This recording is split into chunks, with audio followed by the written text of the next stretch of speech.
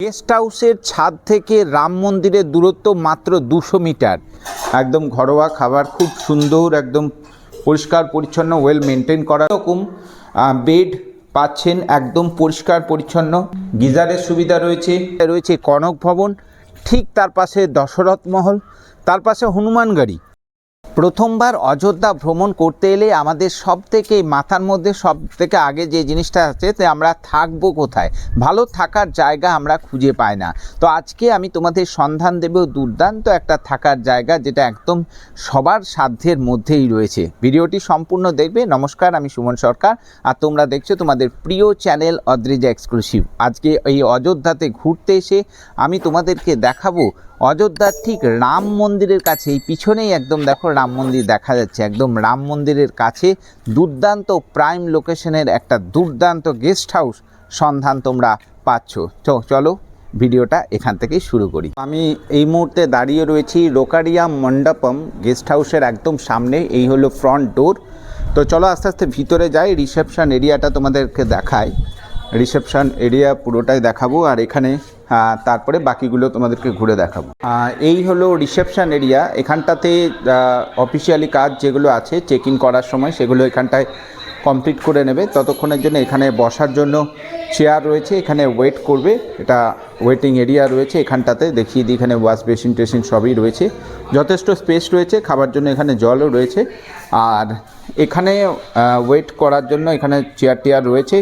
যতক্ষণ না কাজ হচ্ছে না করবে। এই যেটা, এটা হচ্ছে ফার্স্ট ফ্লোর, প্রথম এরিয়া, করিডর যেটা, ঠিক আছে। এদিকে রয়েছে রুম, আর এই সিঁড়ি বেয়ে যদি উপরে ওঠো এখানে রয়েছে সেকেন্ড ফ্লোর।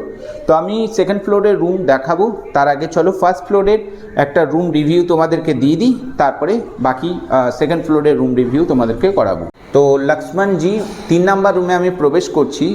রুমটা এসি রুম আছে, গরমকালে তোমাদের সুবিধা হবে। রুম রিভিউ একটা তোমাদের দিয়ে দিই। এই রুমে আমি রয়েছি, সবাই ঘুমাচ্ছে এখন।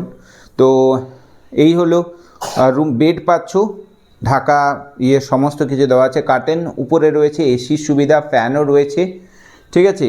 এদিকে রয়েছে মিরর রয়েছে, সাইড টেবিল রয়েছে, এদিকে একটা বেসিন রয়েছে যেখানে খাবার দাবার খেয়ে তোমরা ধোয়া করতে পারবে। চেয়ার রয়েছে, সেন্টার টেবিল দেওয়া আছে, নিচেতে ম্যাট পাতা রয়েছে, ওয়াল হ্যাঙ্গার রয়েছে এদিকটায়। আর এই হলো ওয়াশ বেসিন, বাথরুম দেখিয়ে দিই। এখানটায় এরকম ওয়েস্টার্ন স্টাইল বাথরুম পাচ্ছ, পুরোটাই বেশ পরিষ্কার পরিচ্ছন্ন। আর উপরের দিকে দেখায়, এটা গিজারের সুবিধাও রয়েছে, গরম জল ঠান্ডা জলের কোনো সমস্যা নেই। খুব সুন্দর করা। আর এক্সট্রা বেড লাগলে নিচে বেড রয়েছে, সেটাও ব্যবস্থা ওনারা করে দেবে। আর এদিকে সুইচ বোর্ড রয়েছে। এই ওভারঅল পুরো রুমটা তোমাদেরকে দেখিয়ে দিলাম। তো সেকেন্ড ফ্লোরে রয়েছি, এটা করিডরটা রয়েছে, এখানটায় আমি দেখাই। আর এই দিকটা রয়েছে কিচেন রয়েছে, এখানে রান্নাবান্না হয়ে যাবে, খাবার দাবার এখানে থেকে সমস্ত কিছু পেয়ে যাবে। ডাইনিং এরিয়া এই জায়গাটা, আর একদম ঠিক এই জায়গাটা থেকে বসে আমি দেখাই, একদম এখান থেকেই কিন্তু মন্দির দেখা যাচ্ছে, ওই যে দূরে, ঠিক আছে।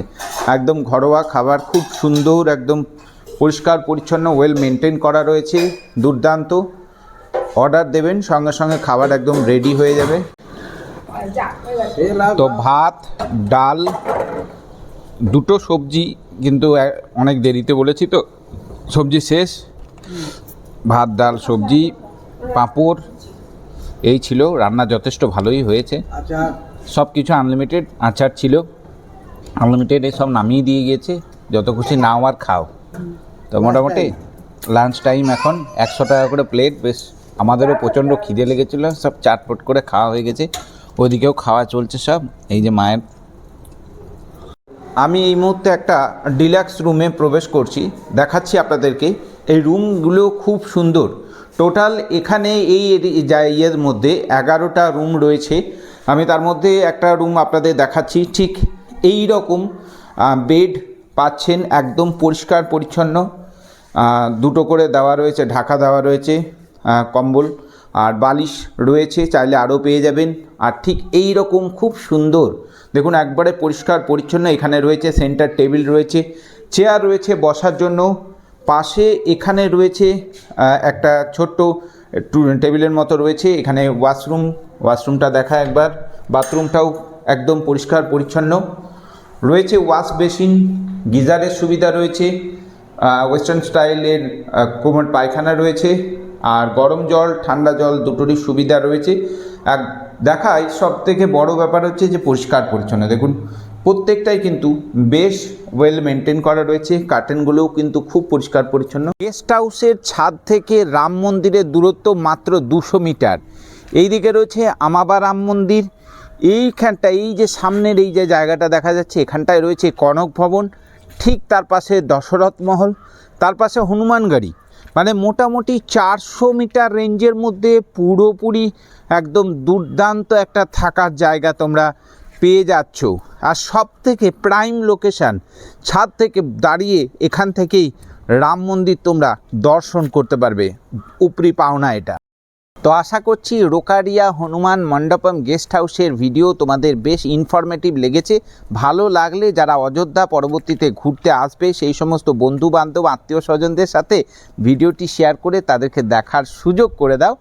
আর অপেক্ষা করে থাকো নতুন আরও একটা পর্ব নিয়ে খুব শীঘ্রই হাজির হচ্ছি। ততক্ষণের জন্য সকলেই ভালো থেকো, সুস্থ থেকো, আর অবশ্যই যারা চ্যানেলে নতুন এসছো চ্যানেলটাকে সাবস্ক্রাইব করে আমাকে আশীর্বাদ করতে ভুলো না। তো চলো দেখা হচ্ছে খুব শীঘ্রই আরও একটা পর্ব।